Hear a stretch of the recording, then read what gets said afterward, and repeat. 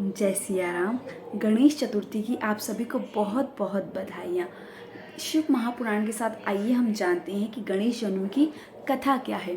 एक बार की बात है, जया और विजया सखी ने पार्वती से कहा कि देवी, जितने भी गण हैं, नंदी हैं, भृंगी हैं, ये सभी महादेव की बात मानते हैं और उन्हीं की बात को ज़्यादा सम्मान देते हैं, अग्र रखते हैं, आपकी बात नहीं मानते। तो पार्वती ने कहा, ऐसी बात नहीं है कि मुझे भी उतना ही सम्मान देते हैं जितना कि महादेव को, मेरी भी उतनी ही बात मानते हैं जितनी महादेव की।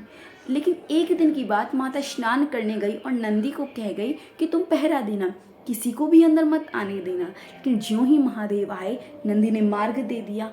अब तो पार्वती मैया को स्मरण में आया कि जया विजया ने एकदम सही कहा था। तो मैया ने एक दिन पूरे शरीर पर उपटन लगाया। उपटन लगाने के बाद में उस उपटन को अपने शरीर के मल मल के निकाला और उसे एक बालक की आकृति दे दी। जो त्रिलोकी को महाराज प्राणों का संचार करने वाली हैं, उस मूर्ति में प्राणों का संचार कर दे तो कौन सी बड़ी बात है।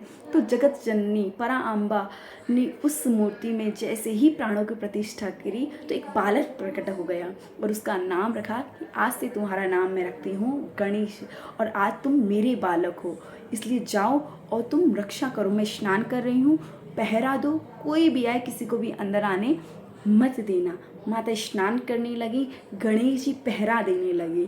अब पहरा देते देते कुछ समय बीता, भोलेनाथ आए। भोलेनाथ ने मार्ग मांगा तो गणेश भगवान ने कहा कि माता ने आज्ञा दी है कि जब तक वो स्नान कर रही हैं किसी को भी आने मत देना।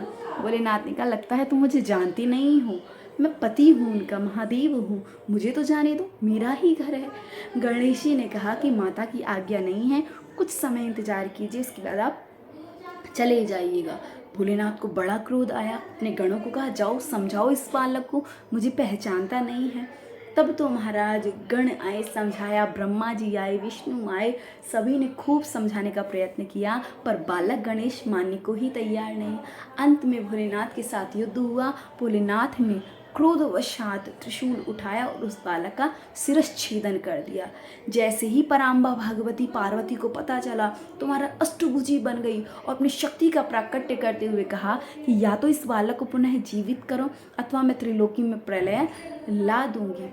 तब तो महाराज भोलेनाथ ने कहा कि जाओ और जो अभी का हाल का जाया हुआ बालक है, जिसकी माँ उसकी तरफ पीठ कर सो रही है, उसका सिर तुम ले आओ। एक हथिनी थी जिसका अभी का बालक था, जो महाराज पूरे लालीमाती छोटा सा सद्योजात बालक, उसका शिरश्छेदन करके लाए और भाद्रपद की शुक्ल चतुर्थी को उसका सिर लाया गया, गणेश जी में लगाया गया, पुनः जीवित हुए। तब भोलेनाथ ने कहा, इतना बड़ा विघ्न आया, सबसे बड़ा विघ्न होता है काल का, वो भी तुम्हारे पास आकर टल गया, तो आज से तुम्हारा नाम होगा विघ्न विनाशक।